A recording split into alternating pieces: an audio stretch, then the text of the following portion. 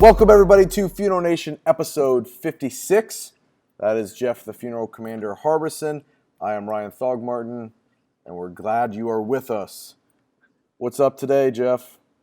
Well, I want to start off. We've got a new video for our sponsor, title sponsor, the Fast Funding Group. Let's just roll that and see what he's got to say. Hello, all you FNers. Jamie Meredith here with C&J Financial, American Funeral Financial, and Funeral Funding Center.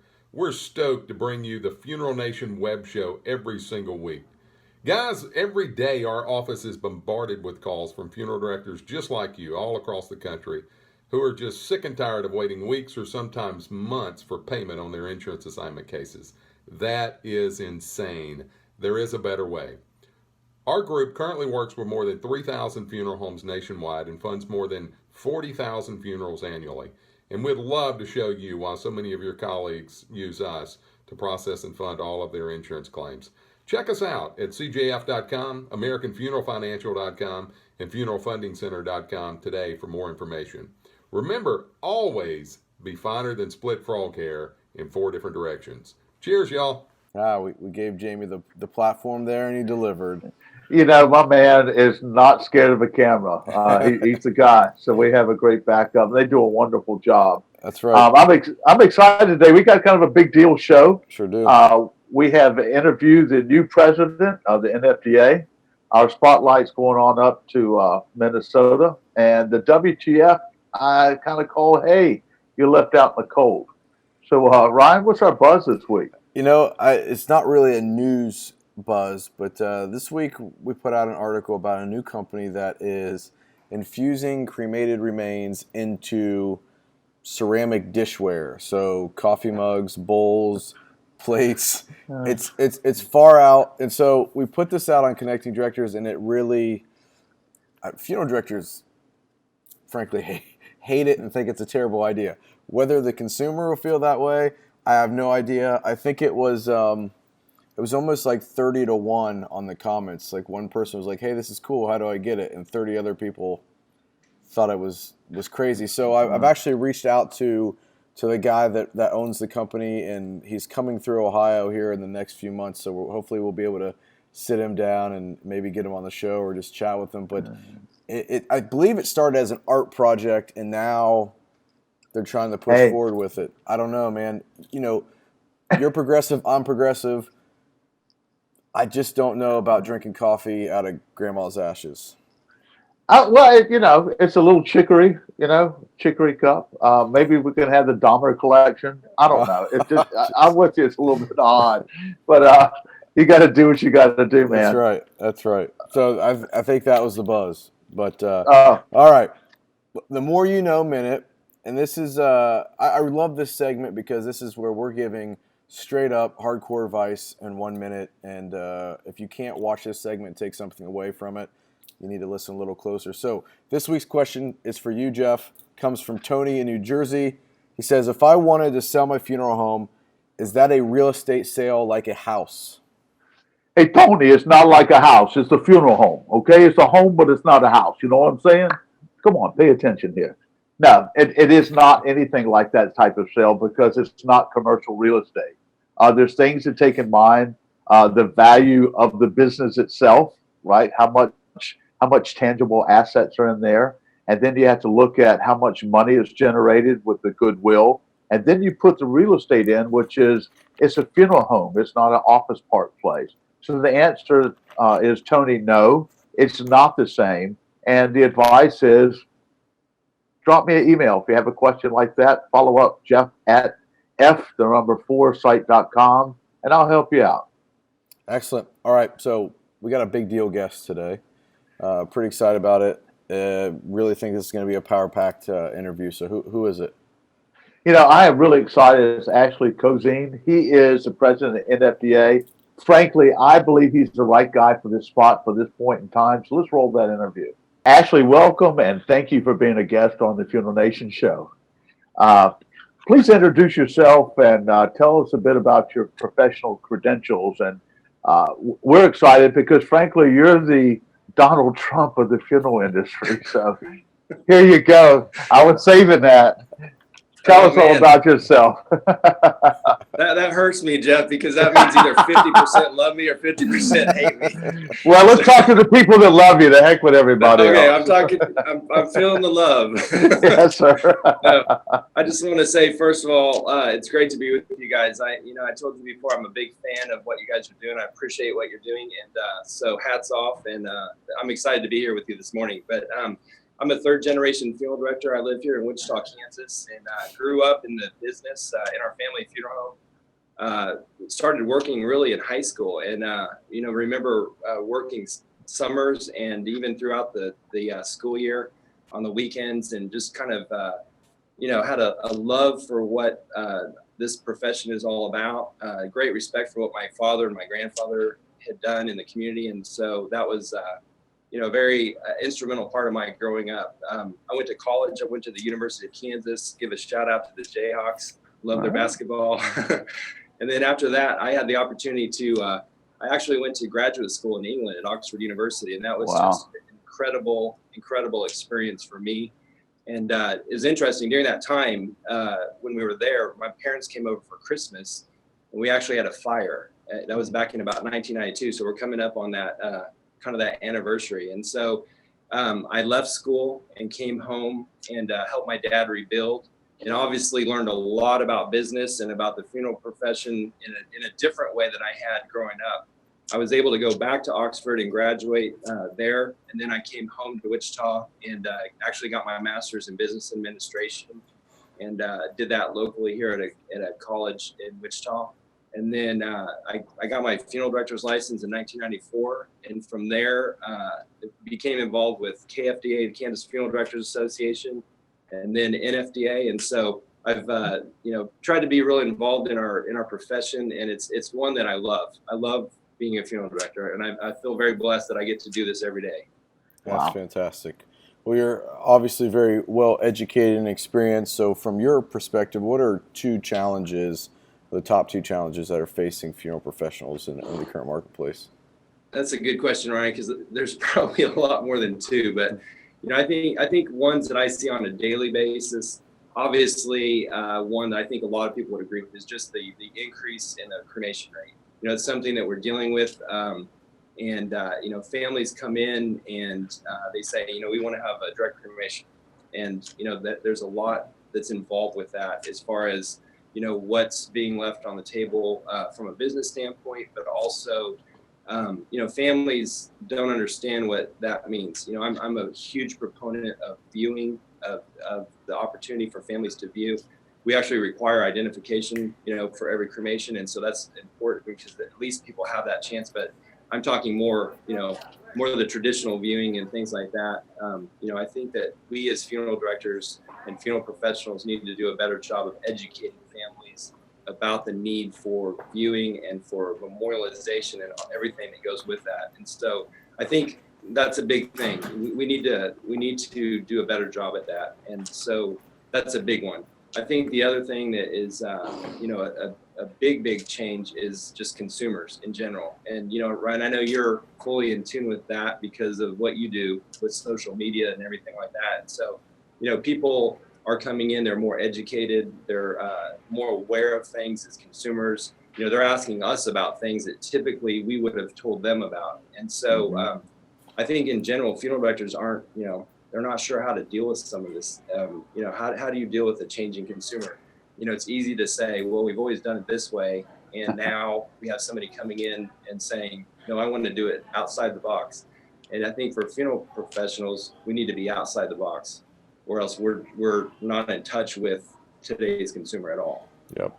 I agree with you. I think those are two really astute points that we need to work on. And speaking of which, actually, you're the president of the National Funeral Directors Association.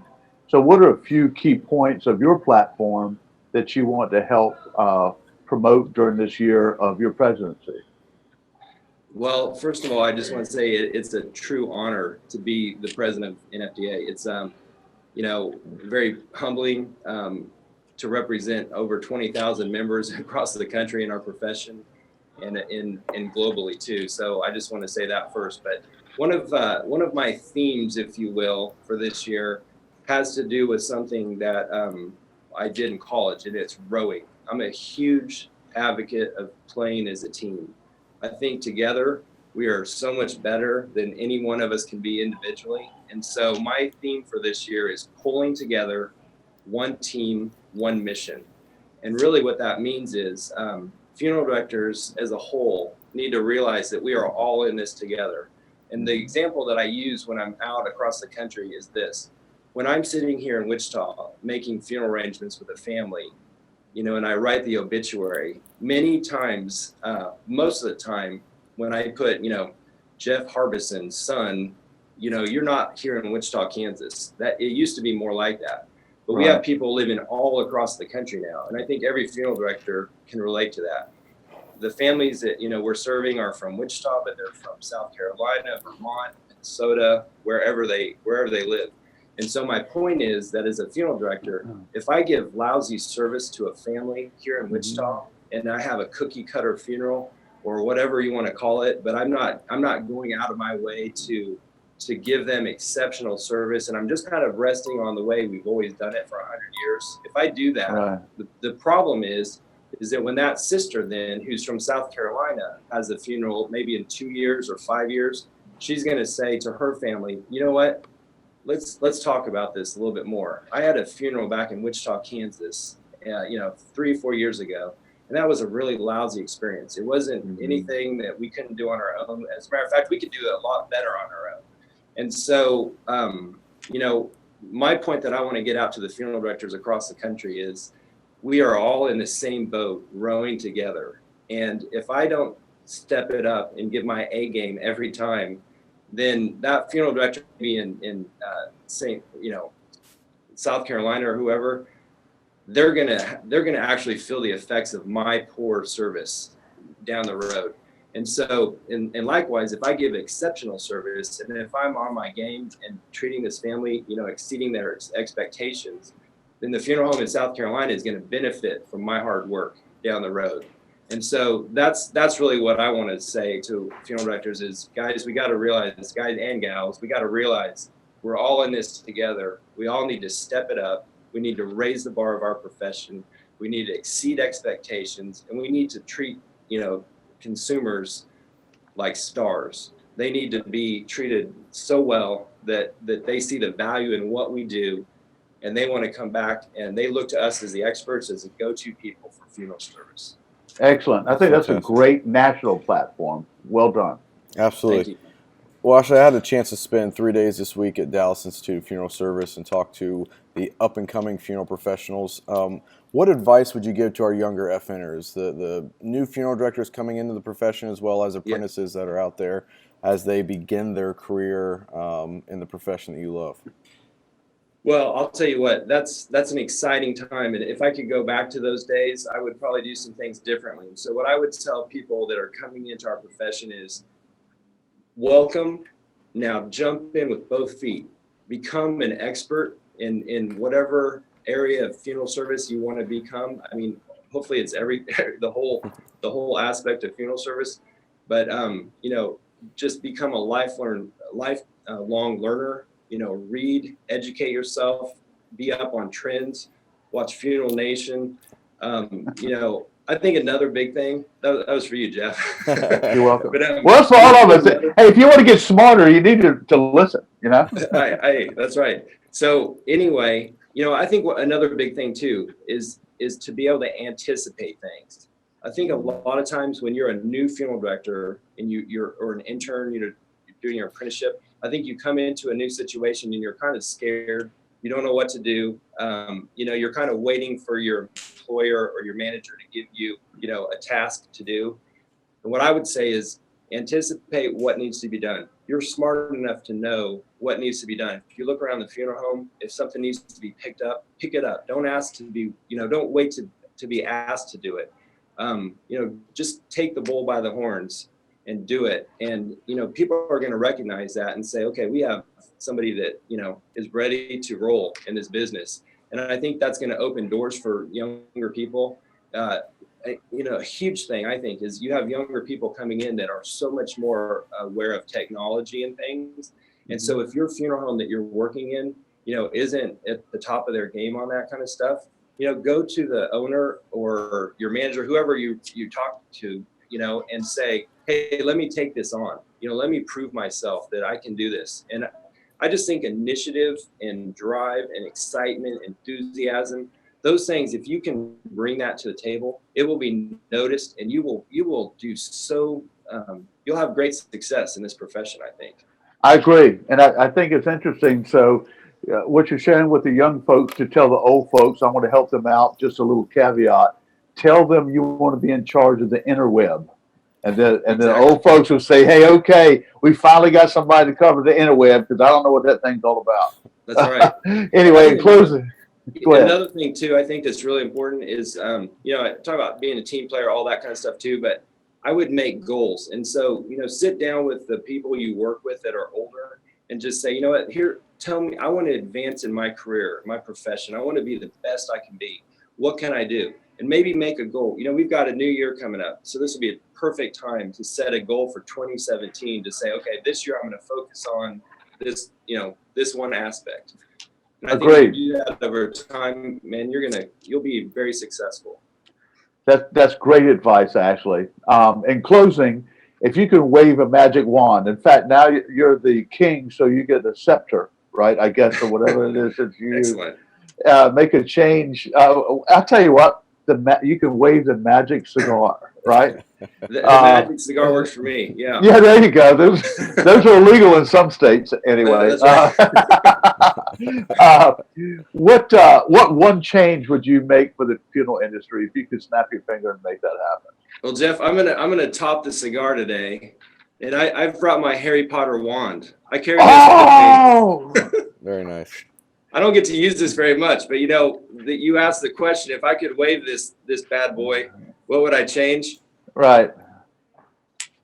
I would say I would wave that, and I would hope that my change would be that funeral directors across the country would embrace change. I think that so many of us don't. We're scared of change. We don't want to deal with it. We want to be doing the same thing that we've been doing forever. And Right. I think this is the time. We've got to embrace change. We've got to embrace technology. We've got to embrace a new consumer. We cannot be doing things the same way that we've always been doing. It's interesting. I'll meet with a family, and like I mentioned, they're never all from Wichita. But I mean, if I've got a family and there's people from New York City or Dallas, Texas, big cities. I mean, they're used to working in businesses that use technology and at a high level. And the last thing we need as funeral professionals is for them to come to our funeral homes and say, do you have internet Wi-Fi here? And you say, what's that? Right. We need to be embracing change. We need to be the leaders in change, because that's who we're dealing with as consumers. And so that's what I would wave. I would say embrace change. It's a good thing. It actually is going to improve your life. If you do this, it's going to improve the way we serve families. It's a good thing. So 2017, wave the wand, embrace change.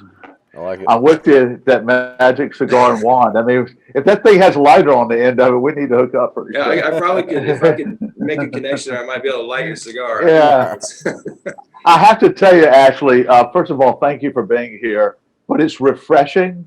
And I think you're exactly the man that they need to lead this organization through the next years. And you've got our full support here from the Funeral Nation.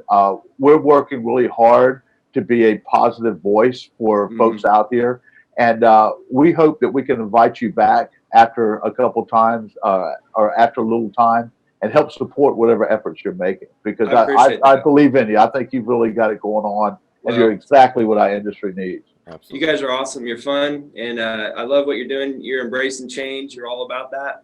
My hat's off to you. I huge respect for what you're doing. Thank you for what you do. It needs to be done more. And if I can help you, let me know. All right. Well, you got it. Well, have a great holiday, and get out there and do something with your wand, man. I'm going to go change the world. I know. I can see you walk. It's like that commercial. I can see your parents. You're walking through the funeral home today. It's like, I'm changing everything. Voila. Let's do it. You may be having to get me out of jail or something. Hey, look, you know how many friends. Look, I have a lot of friends that say that quite often, so but go for it. That's Have good. fun. All right, guys. Thank you. Take Ashley. care. See you guys. See you, buddy. Thanks. Great stuff. The perfect person to be leading the largest funeral association that we have and really pushing the change message. I'm glad that's the mission, and I think it's going to be great for the profession. I agree. He's the right guy. Who's this interview brought by? Interview segment was brought to us by Sitch Caskets, another company that is absolutely changing the model of how caskets are distributed and sold in the United States. Great product. Let's roll that promo. Funeral Nation is sponsored by Sitch Casket, importers of premium hardwood and fine metal caskets created exclusively for the North American marketplace. Is it a Sitch casket or one of the top U.S. brands? Only your accountant can tell the difference. Visit Sitch Casket or contact your Sitch distributor. All right, Commander, tell us who we're going to shine the spotlight on today. As you know, we like to share positive stories about funeral professionals that are making a difference in their communities. And so we like to shine a spotlight because we need positivity out here. This week, we shine the spotlight on the Mueller Memorial Funerals, Cremations, and Reunion Center in St. Paul, Minnesota. Scott Mueller, who I've had a chance to get to know, and his team created happyattheholidays.com. And it's built so that people who've lost a loved one have a guide to the holiday season in the Twin Cities. Information specific to grief, some fun things to do locally, or just to connect with other people through this website. It's a fantastic service to the local community. So I think you've got a graphic of it up there. Our spotlight shines on Scott Mueller and the staff from their firm, and they're making a positive difference and stepping out of that box we just heard.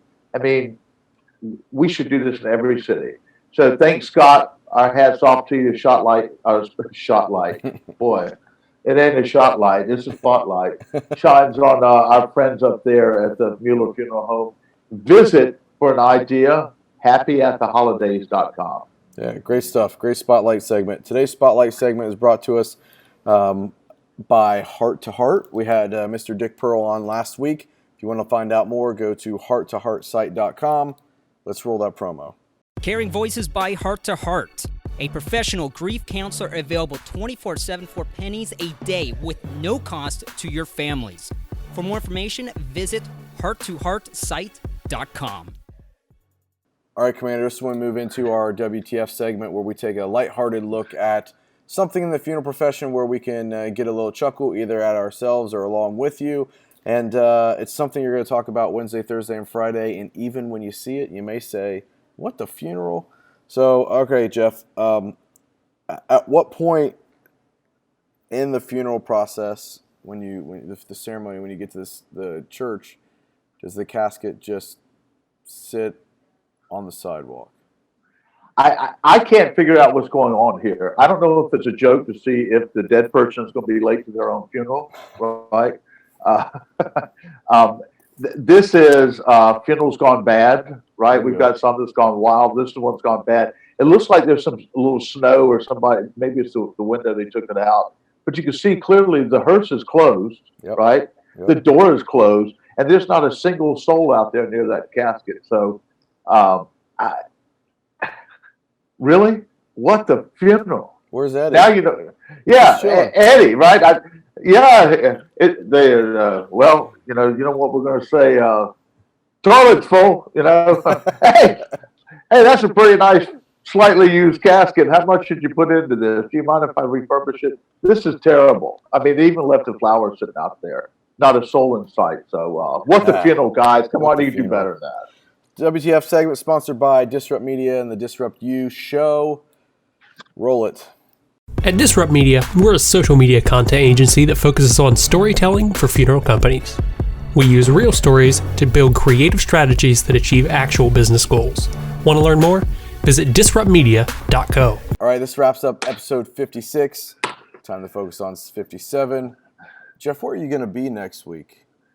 I'm actually back in Arizona today. I'm in the lovely city of New Orleans. You can hear I'm a little stopped up, and I survived it. But it's a smog. We'll be back. Yeah, I'll be back in the Command Post West next week.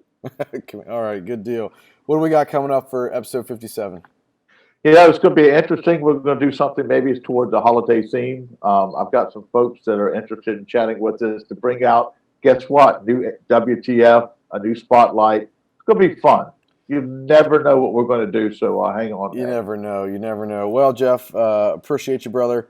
So, FNers, make sure you're engaging with us on social media. It's the best way to interact with the other FNers out there and your two FN boys right here. So, appreciate you all, what you do. Until next time, have a great FN week. Out here.